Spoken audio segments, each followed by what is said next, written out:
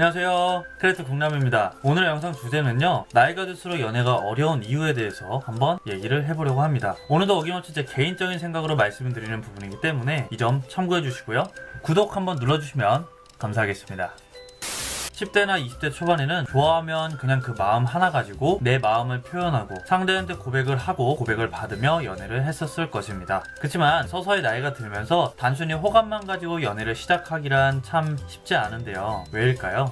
제 생각으로는 이것저것 따지는 것이 많기 때문이라고 생각을 하는데요. 물론 외적인 부분을 따지는 분도 계실 것이고 내적인 부분을 따지는 분들도 계실 것입니다. 어린 나이일 때는 외적인 부분을 많이 따지지만 나이가 들면 들수록 내적인 부분을 많이 따지게 되는데요. 예를 들어 성격이나 말투, 그리고 행동, 그리고 술버릇, 습관 등등 다양합니다. 그 이유는 그 이별을 경험하면서 상대방에게 상처를 받았던 것들이 기억에 남기 때문인데요. 그런 상황을 다시는 겪고 싶지 않기 때문에 조금 더 신중하게 상대방을 관찰하는 거라고 생각을 합니다.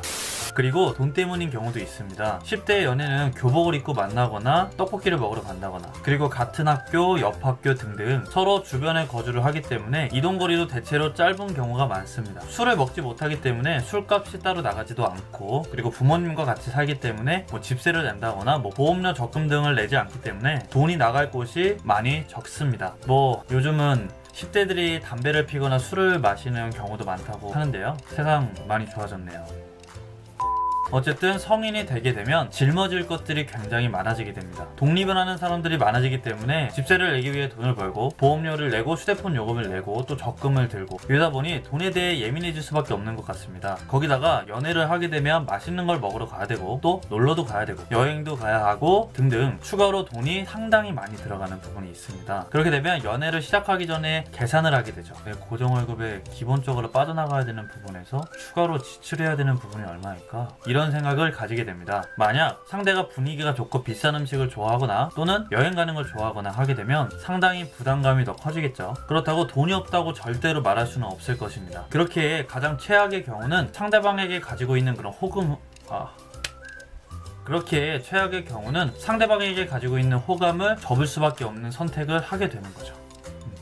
그리고 또 30대에 접어들면 슬슬 주변에서 결혼 소식을 전해옵니다. 그리고 연애를 하게 되면 결혼에 관한 이야기를 가족이나 친구분들이 이야기를 할 것입니다. 그러다 보면 자신도 모르게 결혼에 대한 생각을 하게 될 수밖에 없습니다. 무의식 중에라도 말이죠. 어렸을 때야 1, 2년 만나고 헤어져도 또 금방 다시 만나거나 하는 경우가 많았겠지만 30대에 접어들고 나서는 1, 2년 정도 만나거나 그 이상 만나고 또 헤어지면 다시 새로운 사람을 만나기가 사실 많이 꺼려지는 부분은 있습니다. 그렇게 1년, 2년, 3년 이렇게 만나고 헤어지고 또다시 새로운 사람과 그렇게 연애를 하다 보면 어느 순간 40대에 접어들기 때문에 더욱더 신중해질 수밖에 없는 거죠. 그렇기에 나이가 들면서 연애가 더 힘들어지는 것 같습니다. 상대에게 호감이 있어서 썸을 타다가도 그런 부분 때문에 주춤하다가 고백할 타이밍을 놓쳐서 썸이 끝나버리는 경우도 많고요. 새로운 사람을 알아가기가 지치는 경우도 있고요. 감동 소모를 하기 싫어서 연애를 안 하는 분들도 많습니다. 아마 더 많은 이유가 있을 거예요. 그래도 상대를 신중하게 선택하는 것도 좋지만 연애는 어느 정도 서로 배려해주고 맞춰줘야 하는 부분이 있기 때문에 그 부분을 염두해 주시고 좋은 사람 만나셨으면 좋겠습니다.